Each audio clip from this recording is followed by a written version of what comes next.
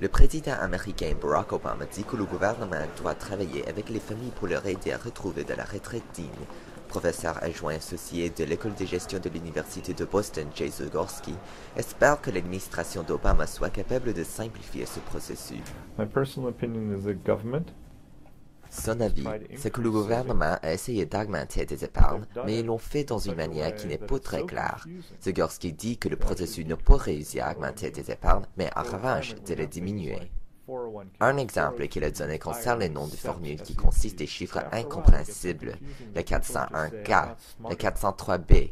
Après un peu de temps, les gens décident qu'ils ne méritent pas l'intelligence de comprendre tous les alphabets, tous les acronymes et toutes les règles, et c'est pourquoi les épargnes sont généralement réduites.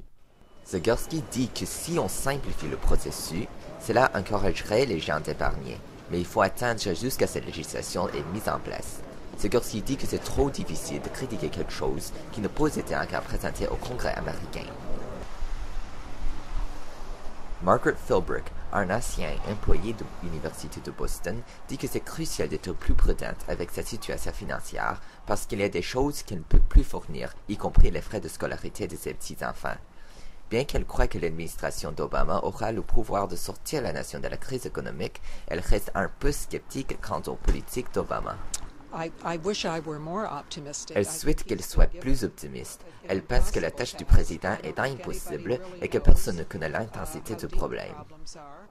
Elle dit que c'est bien qu'il y a des hommes très intelligents dans son administration et un jour ils auront le pouvoir de nous sortir du désordre. Elle ajoute, au moins, on a quelqu'un intelligent dans la Maison-Blanche cette fois.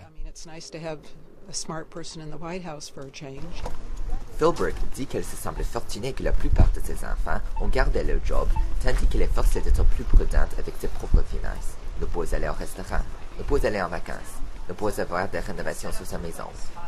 Elle essaie de voir une perspective positive pour le long terme, bien qu'elle s'entende le pire qu'elle prévoit dans l'avenir. Grant Mukai, WTBU, Boston.